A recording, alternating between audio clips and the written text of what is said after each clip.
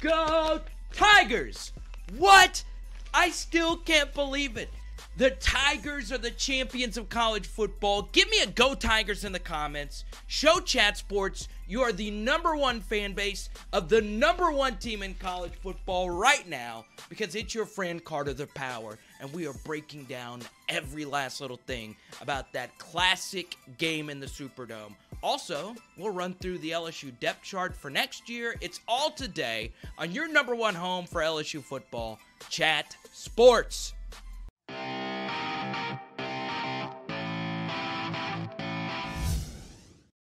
Joe Brady. What a year for the LSU assistant coach, but according to Adam Schefter, he will be making the jump to the NFL. He has told his friends and associates that after 1 year, probably the most historic year in the history of offense in this great sport of college football, Brady's up and out. He won the Broyles Award for the nation's top assistant coach, and he wasn't even LSU's offensive coordinator. So there is some positivity there. Yes, this was Brady's offense. Yes, this was the Saints offense that he brought in. But you still have Steve Ensminger coming back, and according to Brady, Steve Ensminger actually called most of the plays. So hopefully LSU doesn't see such a huge drop-off, but this is a big loss for the Tigers. This is supposed to be positive, though. Come on, I need positive vibes. Brady was a great coach. LSU will survive. So let's move on. Joe Burrow, the greatest college football quarterback ever, single season. You have to say it, right? 65 touchdowns. He was accounted for 60 touchdowns, which broke Colt Brennan's record. Completion percentage record was also broken by, guess who? Joe Burrow. And then let's not forget the over 5,500 yards passing. And the whole game, I was hearing about Trevor Lawrence. Oh, his hair, and he's the better NFL quarterback. But like we said in the last video, and like you true LSU fans knew, Joe Burrow was going to outduel Trevor Lawrence, who didn't even have a touchdown pass. Are you kidding me? And then he blew the kiss to the LSU fans. Trevor Lawrence, oh my God, that was when you were leading and you thought you were going to win another national championship. Not today. So, when you're going up against the greatest college football quarterback ever, you have no chance. And this, to me, for you guys out there, I want your opinions right now. Type Y for yes if you think Joe Burrow is the greatest college quarterback of all time, or type N for no. We're talking about single season. I think it goes without question. Now, college football playoff era, certainly, 1,000%, Joe Burrow's the GOAT. Now, the only player I can really think of the modern era was Cam Newton. His offense did not have crazy weapons. In fact, only his left tackle ended up taking an NFL snap, period. And LSU, of course, has Jamar Chase, who has 221 yards receiving in the championship game, and Terrace Marshall and Justin Jefferson and Clyde. How about Clyde? And then Thaddeus Moss, and the list goes on and on. Yes, Joe Burrow had far better weapons, but the numbers are too overwhelming. And this, to me, is the defining piece from the Joe Burrow, Joe Brady season of magic, was that the LSU offense never revolved around one person. It was throwing to the open man. It was a thing of beauty. I think this offense will revolutionize college football because it's simple. Throw to the open man. Beat your man one-on-one. Step up in the pocket. Make throws. It's a lot easier said than done, and it took the most transcendent quarterback of the modern era to do it, and that, of course, is Joe Burrow. Now, look, you might get a YouTube ad read here, but come on. We're going to keep the comments rolling. So give me your Go Tigers. Check out the pinned comment. Respond to that, because that's why we're here at Chat Sports. We want to connect with you, the fan. Now, somebody take a look at this. Really? The police show up in the LSU post-game locker room. Celebration. Everyone's just having fun, smoking cigars. You know, victory cigars, which teams tend to do. This is LSU football in New Orleans, the most partying city, and the police were threatening to arrest people. Arrest people for smoking cigars. Really? We all still know that LSU got away with it. And we also had this iconic photo of Joe Burrow with his legs crossed, smoking the cigar. And of course, he had the hat with words on there I won't say right now, but it was a very provocative hat. That's what the kids want. But anyway, let the kids smoke the daggum cigars. I don't know why this story became so big, but come on, please. Let's just have some fun, all right? Now, look, you see this championship gear I'm wearing? I bought this shirt from the actual Superdome, and Randy Moss had one of these on as well, this LSU banner. I'm going to have this around my neck for, like, weeks now. You can get this, actually. Go to chatsports.com/champions. Once again, that's chatsports.com/champions. I saw some of you guys on Bourbon Street. I saw some of you guys on Frenchman partying. In fact, I was able to hang out with some of you viewers here at Chat Sports at the game. That was really cool. So, look, go to chatsports.com/champions. Get your fresh LSU championship gear, and you'll be on your way repping the greatest college football team of all time. Yes, 15-0, the LSU Tigers. Now, moving on to Odell Beckham Jr. handing out cash or monopoly money or whatever it was to LSU players after the game, including Justin Jefferson, who, by the way, is a senior. It doesn't mean anything now.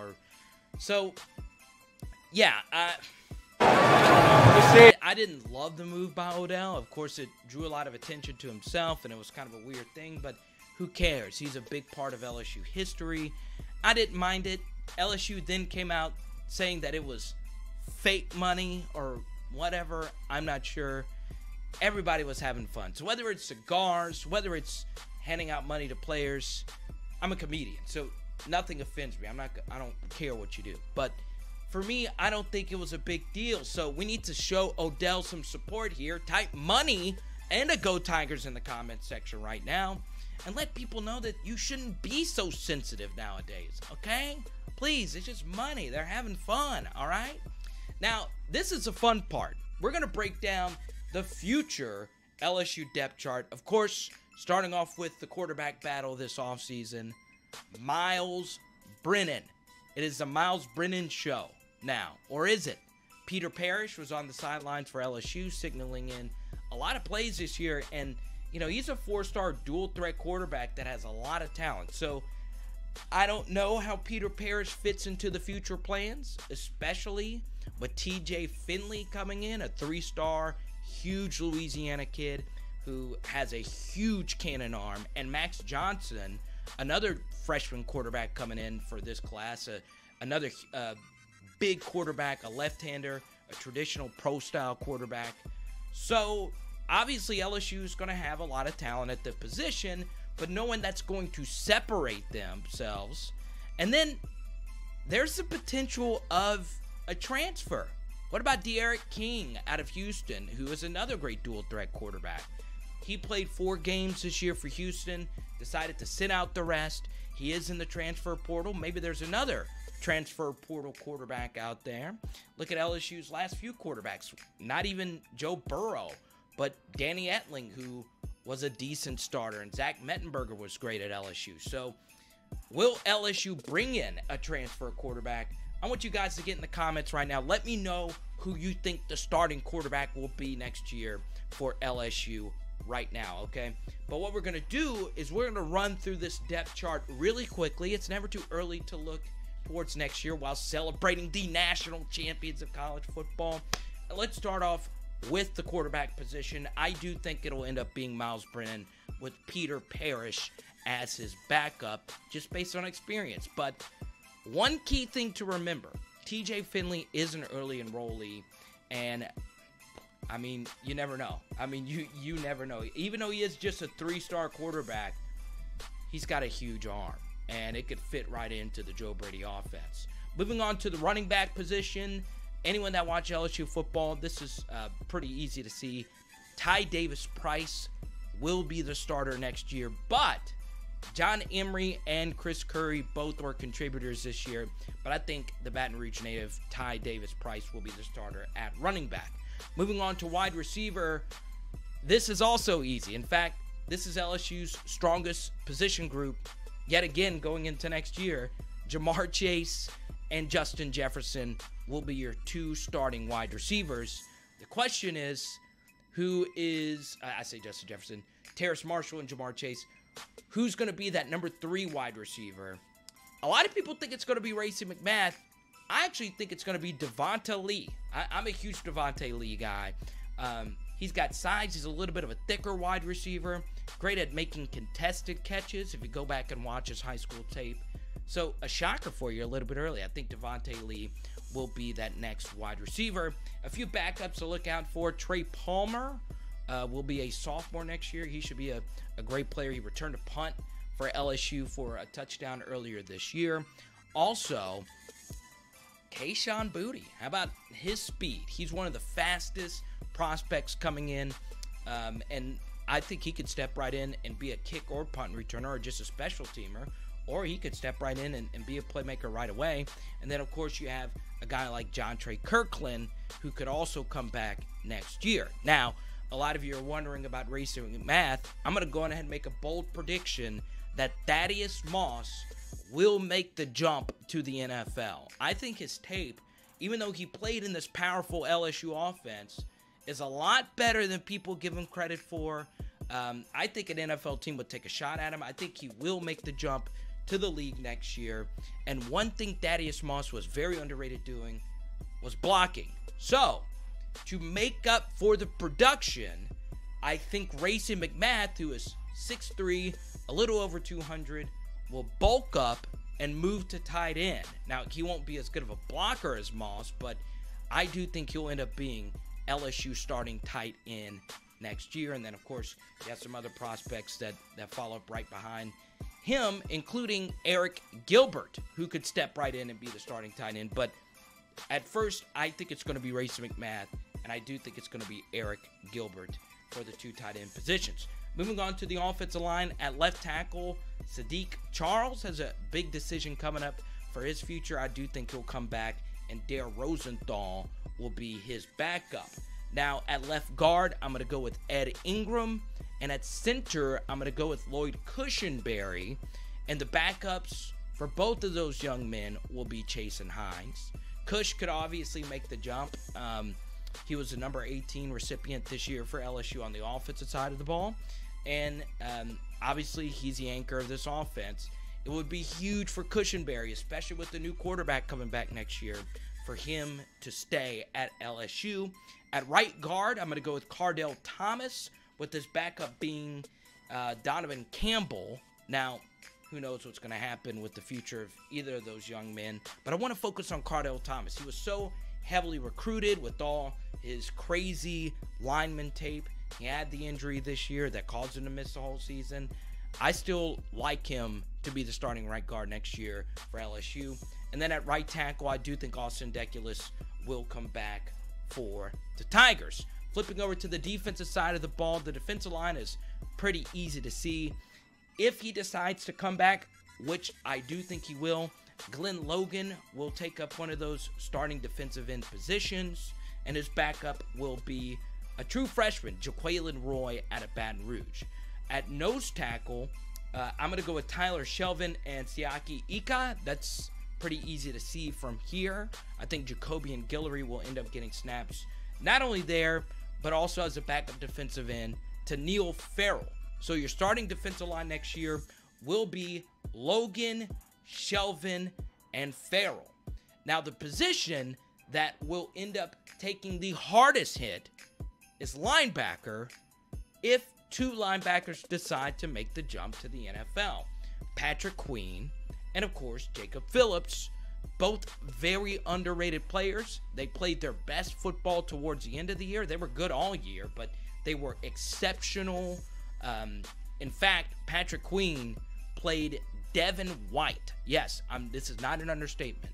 He played a Devin White level game against Clemson. Go back and watch the tape. That's why he was a defensive MVP. He made a few tackles that prevented Clemson touchdowns. He was behind the line of scrimmage. He was asked in the post-game press conference about his NFL future. He is still yet to make a decision. So I'm going to have my fingers crossed because LSU was very thin at linebacker, and I hope these 2 young men both come back. If not, Damone Clark and Micah Baskerville will be those players that will start in their absence. And then that outside linebacker position, Caleb Vaughn, Chase Young, could come back next year. That's not happening. I think he's a first-round, second-round prospect, especially with this injury history. I think he will make the jump to the NFL. So that opens the door for Andre Anthony to step into that role. Michael Divinity is also gone. So can Andre Anthony be that pass rusher? I don't know. So Phillip Webb, who was a huge pickup in the early signing period. He was a day of signee in the early signing period. Phillip Webb, a big prospect coming out of Georgia. B.J. Ojulari is another name to look out for there. Now to the secondary. LSU's DBU, right? You have to feel good, even though you lose Christian Fulton at one of those corners. You still have Derek Stingley Jr. as the best cornerback returning next year in college football. And opposite Derek Stingley Jr., I do believe the hype with Elias Ricks out of IMG Academy in Mater Dei. He is my number one player in this upcoming LSU class. I think he's the real deal. I think he starts day one, a lot like what Derek Stingley did this year. And the backups for both of those guys will be Cordell Flott, who could also start at the nickel if Kerry Vincent decides to come back next year. So Cordell Flott, I see him as a backup to all three of these corners for LSU going into next year. Obviously, LSU has some other players in the secondary that could end up playing the cornerback position, but I think Flott won't start, but he will play a lot as a backup to all three of those positions. Now, safety becomes interesting because we both, or all of us probably think Grant Delpit's going to make the jump. So if he does make the jump, who Grant Delpit will be replaced by would be Maurice Hampton as the free safety of the LSU defense. And Jacoby Stevens has a decision to make. Does he make the jump to the NFL? I think he stays. I don't think his draft grade is going to be high enough. I do think Jacoby Stevens will end up being a great NFL player.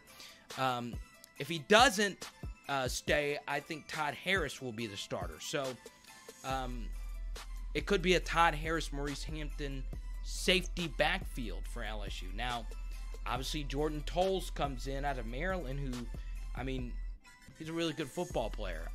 He's LSU's best safety in this upcoming class. So Jordan Tolles is a true freshman name to keep an eye out for. But I do think Maurice Hampton, you should feel in pretty good hands with him coming back next year for LSU. And then obviously at kicker, Cade York will be back.